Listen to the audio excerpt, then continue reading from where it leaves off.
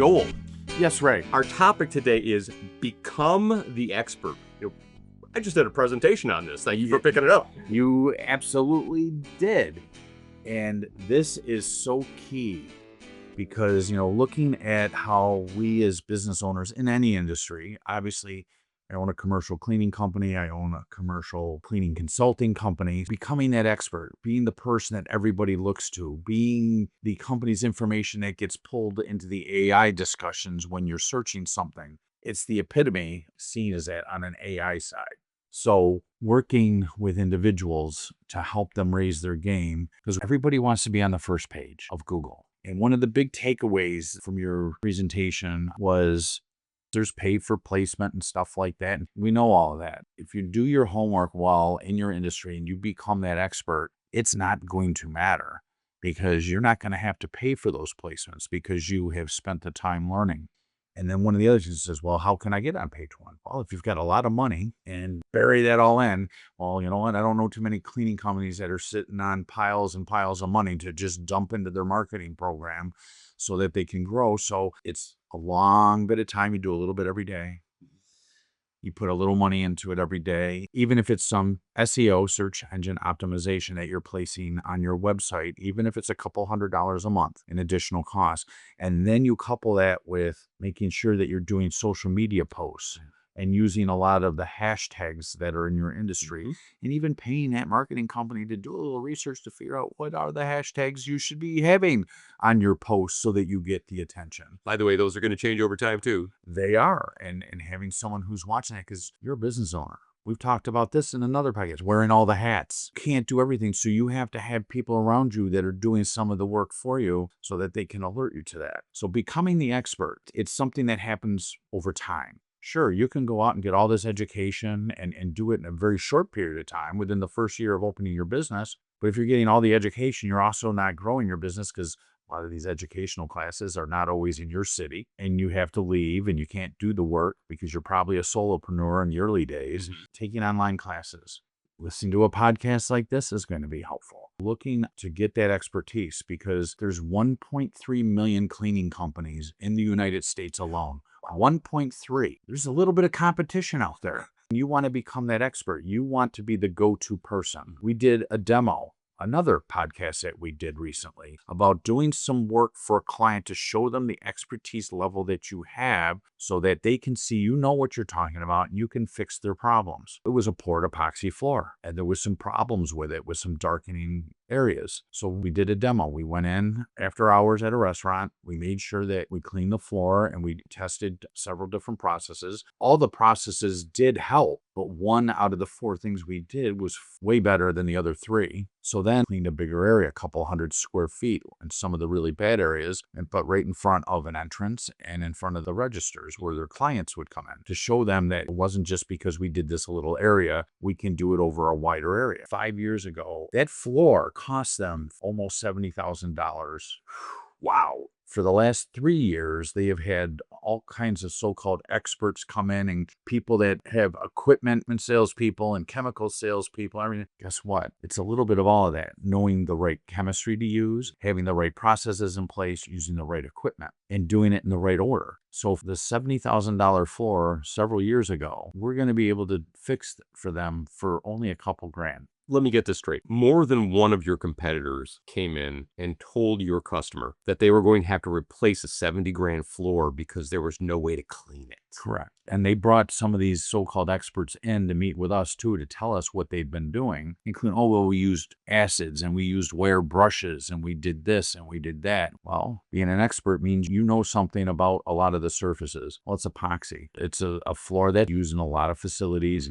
But you have to understand how epoxy floors are adhered to the base. They told us that they had to put a vapor barrier down too because there was a lot of water on this particular area, so you can't have the water. And we would have seen if there was pockets of water coming up through because it would have disrupted the epoxy under the clear coat. The problem was in the clear coat. And then understanding how to fix that problem without damaging the clear coat is the real expertise. Right, that's the display of your expertise. So as we're taking this lesson forward, which is not really about the epoxy floor or even how to clean the epoxy floor, it could be any topic in the cleaning industry. How do we help the cleaning company owner owner who wants to grow their business, how do we help? You're not going to be an expert on everything. Start someplace. Start someplace where it makes financial sense. It's a combination of things. One, you need to get the education. You have to take online classes. You have to get information from reliable sources. TikTok is full of hacks. Okay, I'm sorry, it is. And I shake my head all the time. I've seen people say, oh, look at what I do, and oh, look at how clean it is. They're working with straight chemical that's not diluted, and they're using a screw gun with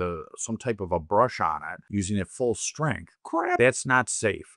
They weren't using face shields, gloves, anything. So there's a lot of things that are out there that people think is education. That's not education. That's living dangerously. Having legitimate sources, working with a web designer or website and marketing company that actually understands our industry, Sparrow Digital Marketing. Thank you, sir. You're welcome. And understanding also what is in your community. What are the opportunities? Do a SWOT analysis. What's the strengths, the weaknesses, opportunities, threats? Do that so that you're able to better understand where you can work a single vertical, because there's so many things you can do in the cleaning world. All right, you want to become the best office cleaner, but where? Class A? Do you want to do apartment communities and do the common areas and then be able to do the turns and flips? Become an expert in one area. Let's focus on one area in particular. The cleaning company owner in whatever city, USA, is likely going to know those folks who are in adjacent cleaning businesses in their area.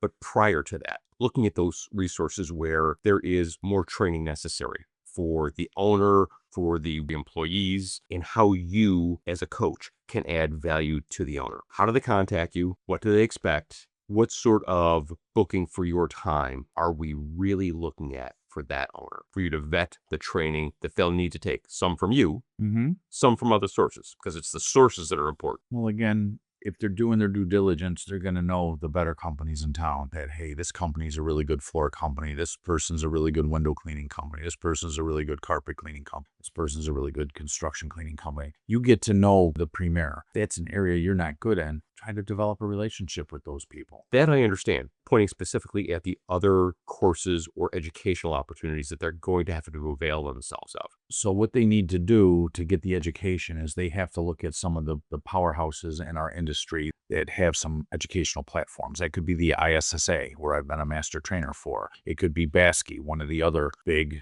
organizations that help with education in our industry. It could be the Carpet and Rug Institute. By looking at some of these bigger organizations, some of them have some free stuff, some of them have some downloadable stuff, some of them actually have classes you have to attend, some can do online, but that's where you start. And to vet the companies that you want to bring in to work with, or even to help you vet yourself so that you can become this expert for your community. So between reaching out to you for an hour to a few hours of counseling and training, we also have training books on the Doc's website.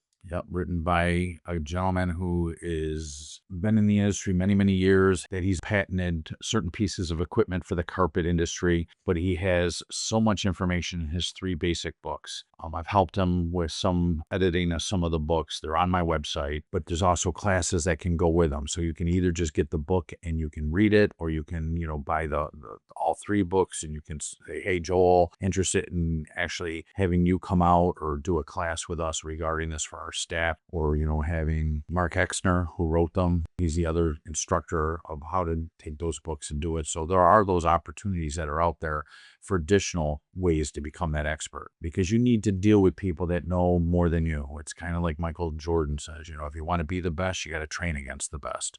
So you need to work with the best. Reading books is great, but reading books from great authors who have got a proven track record is way better. And Joel, Mark is the only other person I have met with a heart as big as yours for helping people understand really learning this can pay them. He's a very awesome guy, and you're right. He wants to see people succeed and become great and to do things safely. Listener, if you are looking to grow your business, you're small and you want to be not so small. You are profitable, but you'd like to be more profitable.